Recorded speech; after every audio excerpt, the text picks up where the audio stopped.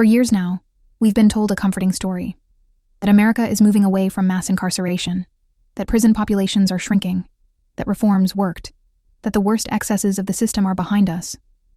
And in a narrow statistical sense, that story contains some truth. Prison populations peaked around 2008 or 2009 and have declined since then. State prison rolls dropped, jail populations dropped, probation and parole numbers dropped. But what the statistics don't tell you, and what polite reform narratives never explain, is where the system shifted when it could no longer rely on the old supply of bodies. Because abolition didn't happen. The business model adapted. When criminal justice reforms made traditional incarceration less profitable, the prison industry didn't disappear. It migrated. From criminal punishment to civil detention. From sentencing courts to executive agencies. From duly convicted to administratively detained. That migration has a name: immigration detention. During the same years people celebrate declining prison numbers, the United States quietly expanded one of the least accountable detention regimes in modern history. Immigration detention operates outside the criminal system, outside jury trials, and outside the constitutional protections people assume apply when the government cages human beings. Being undocumented is not a crime. It is a civil offense.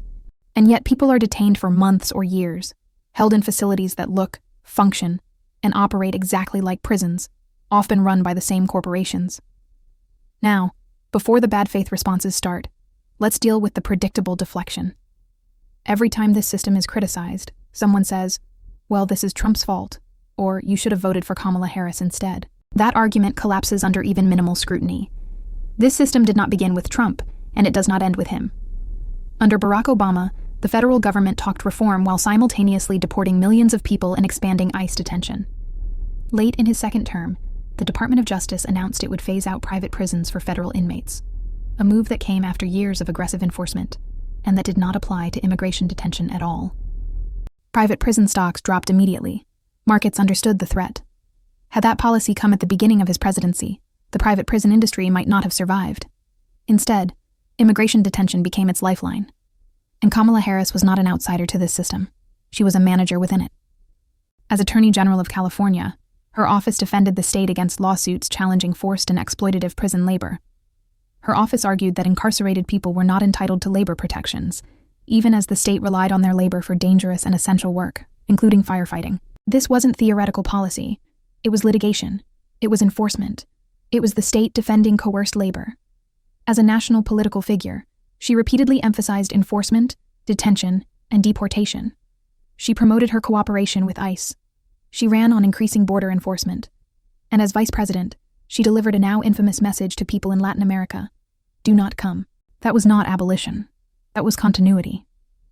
So when people say, you should have voted differently, what they're really saying is, you should have chosen a different manager of the same system. A system that does not collapse cages. It reallocates them. A system that does not end slavery. It changes the legal category of the enslaved. This is why abolitionists reject the false binary. This is not about red versus blue. It is not about Trump versus Harris. It is not about personalities. It is about structure. Immigration detention is not an accident or an excess. It is the evolutionary form of the carceral state in an era when criminal incarceration became politically costly. It allows indefinite detention without conviction. It allows coerced labor without sentencing. It allows profit without accountability.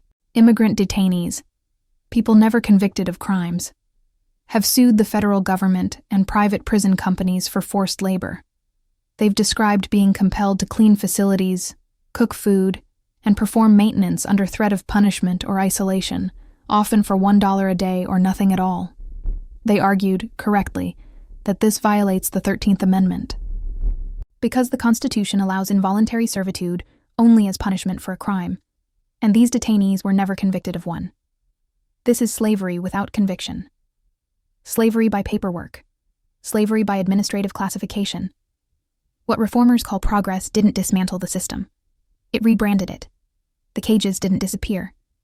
They changed labels. And today, when we see aggressive immigration raids, mass detentions, and expanding facilities, we should be very clear about what's happening.